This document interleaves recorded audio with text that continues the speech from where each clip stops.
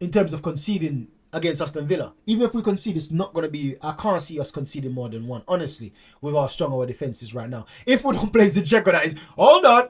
The caveat is, if we don't play Zinchenko, imagine Liam Bailey with Zinchenko. That would be criminal. That would be criminal. Arteta would deserve to be sacked if he plays Zinchenko with Liam Bailey.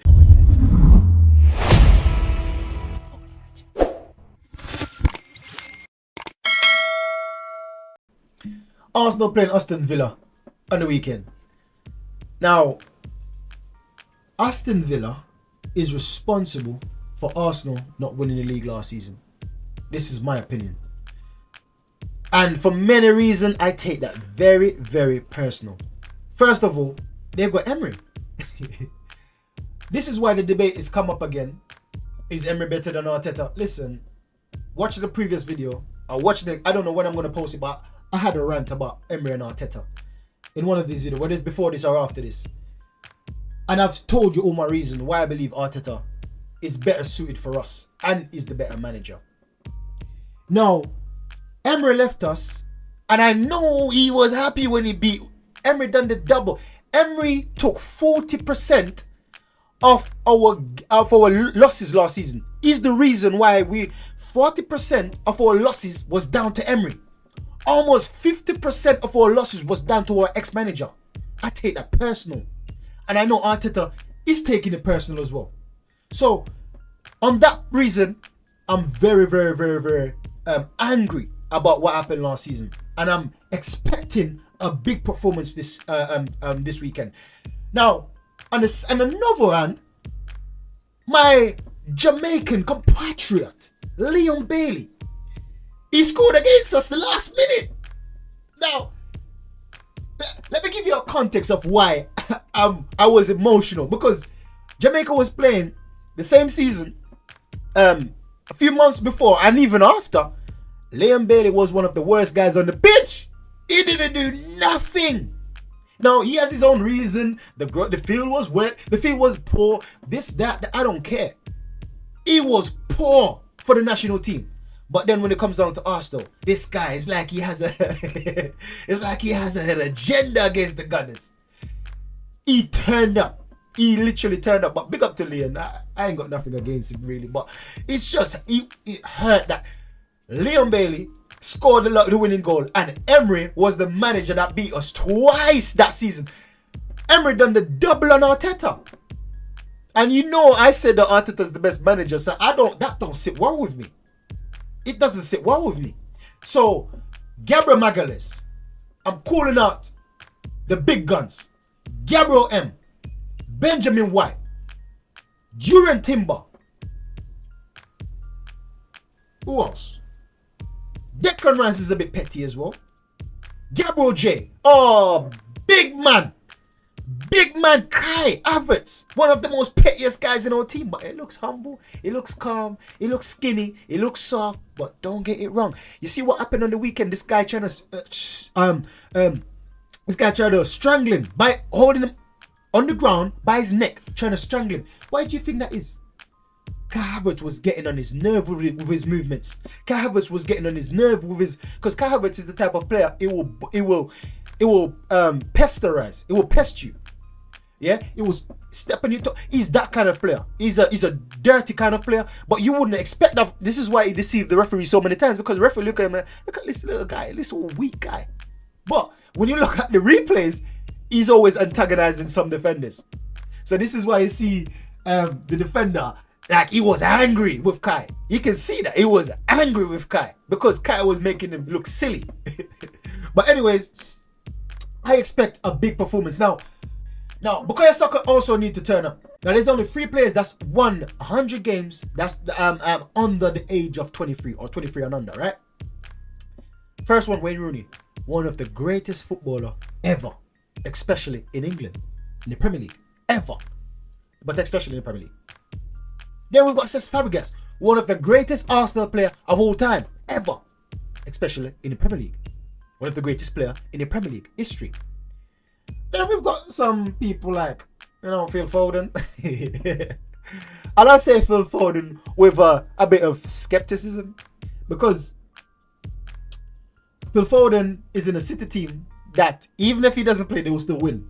Even if he come on and play 5 minutes and they win, that contributes to part of his success. So I know that I might be a bit disingenuous right now with Foden and his accomplishments. However, you have to take a look at things like that. How much time was he on the bench? How many games was he just coming on for 5, 10 minutes, 15 minutes and just getting that win under his belt? Right?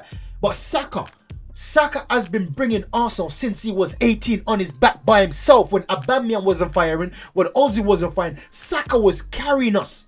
Most of the matches in those days was due to Saka. The wins was due to Saka. Single-handedly most matches. Bringing us over the line as a teenager. And he's still doing it up until this day. Now, so this is the season so far. You see Aston Villa right now is in 5th place. Everyone that won obviously is on the same price, but they won 2-1, so that's why they're in where they are amongst the likes of Brentford.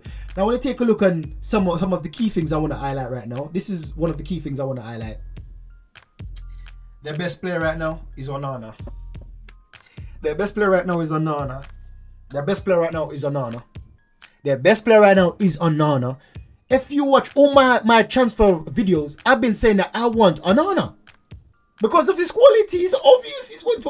He went to Aston Villa in the first match. He's already the best player for Aston Villa. Now, I know that we're getting Mikel Merino. It's just confirmed by Fabrizio. I know we're getting Merino, but man, Onana is younger. He has more potential. Yeah. Onana. We're going to be playing against Onana in an Aston Villa team with Liam Bailey. Now look at this. This is another thing I want to highlight. Their top 3 players: Onana, midfielder; Tielemans, midfielder; Rodgers, midfielder. So you know their midfield is gonna be strong. You know their midfield is gonna be tough to break down. And our midfield was so shaky for the first match. Odegaard shaky, Partey shaky, Declan Rice shaky. But I know Declan Rice is gonna come back hard for this match. But I would want to think that Partey and who knows? We'll probably see Jorginho in there. But I want, I don't know. If the only thing I'm skeptical about right now is our midfield. Mourinho won't sign in time to be playing. I can't see that. So apart from our midfield, I think that we've got a very, very big chance of having a good scoreline, and I mean a big scoreline, because Aston Villa is going to have more threat than Wolves, so they're going to attack more than Wolves, and they're going to leave more space in behind. And our defense is very solid, so I back our defense in terms of conceding against Aston Villa. Even if we concede, it's not going to be, I can't see us conceding more than 1, honestly, with how strong our defense is right now. If we don't play Zinchenko, that is, hold on, the caveat is, if we don't play Zinchenko, imagine Liam Bailey with Zinchenko, that would be criminal. That would be criminal. Arteta would deserve to be sacked if he plays Zinchenko with Liam Bailey. You know, I'm joking. But anyways, Arteta could never, if Arteta ever does, I will be the first one to be criticizing Arteta. I will be the first one to be laying thick on him. Because you can't be doing that. See, everyone can see Zinchenko's capabilities defending. And Liam Bailey was one of the best attack wingers in the league last season. One of the best. And you're going to play, we got Calafiori right now. Well, supposed to be one of the best defenders in the Euro, we've got him. We've got Jurgen Timber. And everyone knows Jurgen Timber is one of the best defenders in the world. It's not a question. I'm not asking. I'm telling you guys. Jurgen Timber is one of the best defenders in the league. One of the best defenders in the world. So, why would you play Zinchenko when you've got a dangerous winger like Liam Bailey? Let's see what Arteta does. Let's see what he does. Because perhaps he just want to give away the season. If he plays Zinchenko, I'm saying that Arteta doesn't want to win this league. That's what I'm going to start saying. Yeah. Anyways, so, and another player. Duran. He's already got off the mark this season. Now, everyone knows that Ollie Watkins is their main striker. He's a top quality striker. But what's frightening is the fact they have another player like Duran that can come on when Ollie Watkins is tired or is not firing. They can bring on Duran and he's just as good or even better in some position or in some aspects or in some phases of the play than Ollie Watkins, because he's taller, he's stronger, he's more aggressive, I would say. And he's got a left foot. You know that left-footed players on certain areas of the pitch, depends on who they are linking up with, it's a better I would say they have better or more chance of scoring or providing assists as a striker, being a left-footed striker. We see that with Kai Havertz. Even though the way Arsenal plays, with Odegaard and Saka linking up with a striker is more beneficial for us to have a right-footed striker playing with two left-footed players than having vice versa, right? So I'm worrying about the run. I'm more worried about the run than Ollie Watkins. Because I rate this player. He's such a top quality and he's very young as well. He's got time to grow. He's gonna mature and get better. So yeah. And now we're gonna take a look at a few stats. So when you take a look at the goals inside the box now, both of the goals they scored was inside the box. Shots, they had 15 shots in the first match. Yeah, that's all I wanted to see from that. Now, 15 shots, that's a big deal. That's a big deal. I don't care who they were playing against, that's a big deal. So that shows you now when you take a look on shots on target, only 3. That's not a big deal. So it shows you that these guys, they're just firing like wild shots, you know, like you've got a blind person holding a weapon. Yeah, this is Aston Villa for this match. Wild shots. But then they had 6 blocked. So take that with a pinch of salt, because those 6 shots could have been on target, and then there would have been 9 shots on target and 15 shots. So take that with a pinch of salt. When you take a look on the passing, the accuracy is 83%. That's not bad. 329. That's on the above average. That's above average. In own half, 172. Opposition half, 160. So that's half, literally half and half. Half in their position, half in the opponent. So that's good. That's good for them. So all in all, Aston Villa, they're gonna be a big test. Aston Villa is gonna be a big test, and for me, this is the biggest match of the season. It is the biggest match of the season. And you can say, how can you say that? The season has just started. For the reasons that I've said. You can never have a team like Aston Villa doing the double on you the previous season, and then you come the second match of the season and allow them to roll over. Allow them to beat you. That can't happen.